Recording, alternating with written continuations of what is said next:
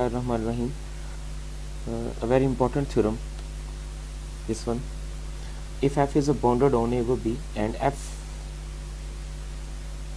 then f is integrable on a over b if and only if for every epsilon greater than 0, for each epsilon greater than 0 there exists a partition such that it means अगर हमारे पास function जो है वो integrable है तो फिर ये condition hold करती है। मतलब अगर फंक्शन इंटीग्रेबल है then upper sum minus lower sum ये लेस देन एप्सिलॉन आएगा।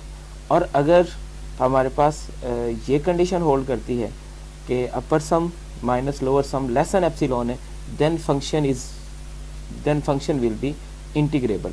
तो फिर क्या होगा, फंक्शन जो है वो इंटीग्रेबल होगा किसके ऊपर, ए और बी उसी इंटरवल के ऊपर। तो ये हमारा बेसिकली थ्योरम है। तो इसमें हम प्रूफ स्टार्ट करते हैं इसका। हम जानते हैं ये वाली बात कि हमारे पास जो लोअर सम है उससे बड़ा होता है लोअर इंटीग्रल और उससे बड़ा होता है अपर इंटीग्रल और उससे बड़ा होता है अपर सम। अब ये इसी चीज़ को हम आगे लेकर चलेंगे। यहाँ पे एक छोटी सी मैं एग्जांपल दे दूँ इसके लिए, इसको समझने से पहले। फॉर एग्जांपल 2 लेस देन 3 है और लेस देन 5 है और लेस देन 7 या 8 कर लें चलो। तो अब इसमें ये होगा कि जो दरमियान वाली वैल्यूज़ हैं उनका डिफरेंस 5 - 3 और जो बड़ी वैल्यूज़ हैं यानी जो एक्सट्रीम वैल्यूज़ हैं सबसे बाहर वाली वैल्यूज़ हैं उनका जो डिफरेंस है 8 - 2। तो अब इनमें रिलेशन देखें कि ये जो सिस्टम है यानी जो अब बाहर वाली जो वैल्यूज़ हैं उनका डिफरेंस बड़ा होगा और जो उनके बिटवीन है उसके दरमियान है वैल्यूज़ उनका जो डिफरेंस है वो लेस होगा। तो इसी तरह से हम इस सिस्टम पे आते हैं जिस वन कि इसमें जो बाहर वाली वैल्यूज़ हैं उनका डिफरेंस बड़ा आएगा और जो उनके दरमियान वाली वैल्यूज़ हैं उनका डिफरेंस जो है वो लेस आएगा। उसी चीज़ को हम पहले लिखते हैं कि integral upper integral minus lower integral के लिए लाइन नीचे आनी थी, minus lower integral is less than upper sum minus lower sum, ये फॉर्म आनी है। और इसमें जो अपर सम माइनस लोअर सम है वो क्या है, वो लेस देन एप्सिलॉन, ये साथ ही यहाँ पे दिया हुआ है। ये चीज़ हम लेके चल रहे हैं कि upper sum minus lower sum less than epsilon है और उससे हम प्रूफ करेंगे कि ये फंक्शन हमारा रीमान इंटीग्रेबल है। इट मीन्स कि A B upper integral D x minus lower integral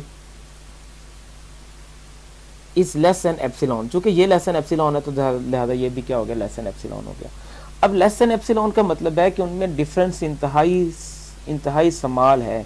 it means कि हम ये कह सकते हैं कि हमारे पास integral upper integral f of x D x minus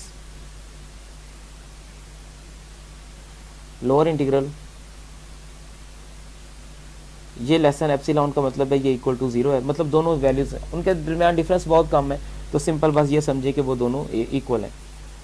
तो अब इसमें अब वैसे भी पहले इससे बताया कि रियल एनालिसिस में जब भी हमें दो चीज़ों को इक्वल प्रूव करना होता है हम यही साबित करते हैं कि उनके दरमियान जो डिफरेंस है वो बहुत बहुत स्मॉल है। तो ये वाली फॉर्म इससे ये बन गई। अब इससे हम ये लिख सकते हैं आगे कि हमारे पास जो लोअर इंटीग्रल है अपर इंटीग्रल वो बराबर है लोअर इंटीग्रल के, और यही हमारे पास इंटीग्रेबल फंक्शन की बेसिक प्रॉपर्टी है या बेसिक कह लें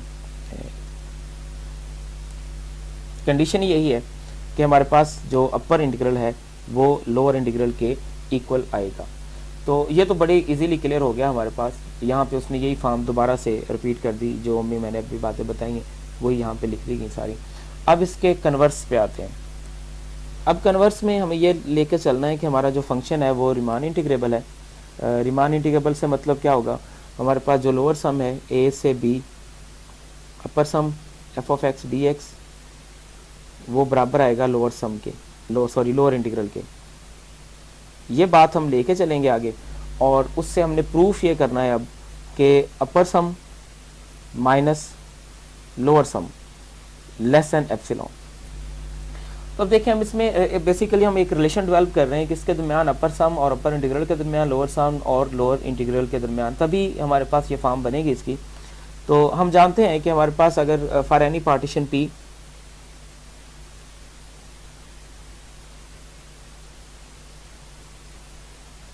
कोई भी पार्टीशन जो पहले भी हमने उस पर डिफाइन की है, उसी पार्टीशन के लिए हमारे पास जो लोअर इंटीग्रल है ए से बी, सॉरी अपर इंटीग्रल लिख लिया, चलो f of x is the infimum of upper sum. तो अब इन्फीमम से मतलब क्या होगा, इन्फीमम का मतलब है कि इन्फीमम में अगर हम कुछ भी थोड़ा स्मॉलेस्ट नंबर भी ऐड करें, जो मैं कि एप्सिलॉन बाई टू ऐड कर रहा हूँ, तो वो बड़ा हो जाएगा उस सिस्टम से। ये इससे पहले हमने ये चीज़ें वैसे प्रूव भी की हुई हैं, ये लिखने की ज़रूरत नहीं है इसमें, ये वाला, ये तो मैं जस्ट वो रिपीट कर देता हूँ, जो कि बेसिक आइडिया इसका यही है, ये लिखने की ज़रूरत नहीं। वी नो दैट, सिंपल लिख दें, for every partition we know that, and जो अपर इंटीग्रल है, लोअर इंटीग्रल, वो क्या आएगा, minus epsilon by two is less than small this one. तो अब इन चीज़ों को हम लेके आगे चलेंगे। इक्वेशन नंबर 1 कह लें और इसको नाम दे दें इक्वेशन नंबर 2 का। तो अब अगर मैं ऐसा करूं, इस जो इक्वेशन नंबर 2 है उसको मल्टीप्लाई कर दूं मैं -1 से, इक्वेशन नंबर 2 मल्टीप्लाई बाय -1, तो फिर मेरे पास क्या फॉर्म बनेगी, minus A to lower integral to B F of x D x plus epsilon by two is greater than, यहाँ भी माइनस आएगा, एस पी। तो अब ये इक्वेशन नंबर 3 बन गई। अब ऐसा करते हैं, इक्वेशन नंबर 2 और 3 को ऐड कर देते हैं, लेकिन मैं इनको ज़रा इस फॉर्म में लिख लूँ तो ज़्यादा इजी रहेगा। Upper sum is less than the integral a to B F of x D x plus epsilon by two. इस फॉर्म से हम इक्वेशन को यूज़ करेंगे, और ये जो फॉर्म है इसको भी हम इसी फॉर्म से यूज़ करेंगे, minus S P F is less than minus A to B F of X और प्लस एप्सिलॉन बाई टू। ये इक्वेशन नंबर, ये जो नई इक्वेशंस हैं, इन इक्वेशंस को हम ऐड कर देंगे। कौन सी, एक ये वाली इक्वेशन और एक ये वाली जो इक्वेशन है, इनको हम ऐड अप कर दें।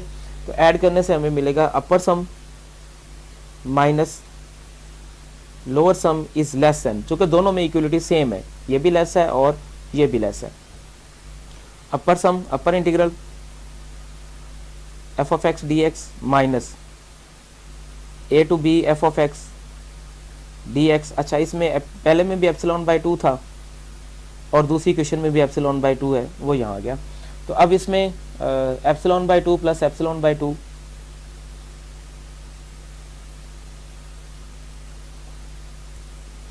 अब ये बन गया upper sum minus lower sum is less than epsilon by 2 plus epsilon by 2, epsilon ही हो गया। और ये चूंकि हमारे पास है रिमान इंटीग्रेबल फंक्शन, जो है हमने कहा कि रिमान इंटीग्रेबल है। रिमान इंटीग्रेबल का मतलब क्या होगा कि हमारे पास ये लोअर इंटीग्रल और अपर इंटीग्रल दोनों बराबर आएंगे। अब जब दोनों बराबर हैं, लोअर इंटीग्रल और अपर इंटीग्रल, तो आंसर उसका 0 आ जाएगा, चूंकि दोनों माइनस हो रहे हैं ना। तो इसलिए S P minus S P is less than epsilon, ये फॉर्म इसके अंदर बनेगी। यही हमने प्रूव करना था कि अगर हमारे पास फंक्शन जो है वो रिमान इंटीग्रेबल है, तो फिर ये कंडीशन उसके ऊपर होल्ड करती है। अब आगे जितने भी हमारे पास सिस्टम आएंगे, जब भी हमने सिस्टम को रिमान इंटीग्रेबल साबित करना होगा, तो हम उसके लिए या तो हम साबित करेंगे कि वो लोअर इंटीग्रल और अपर इंटीग्रल जो है वो दोनों इक्वल हैं, या फिर हम ये क्या करेंगे कि अपर सम माइनस लोअर सम और इनका जो डिफरेंस है वो लेस देन एप्सिलॉन है। ये भी अब हमारे पास रिमान इंटीग्रेबल की एक नई कंडीशन आ गई।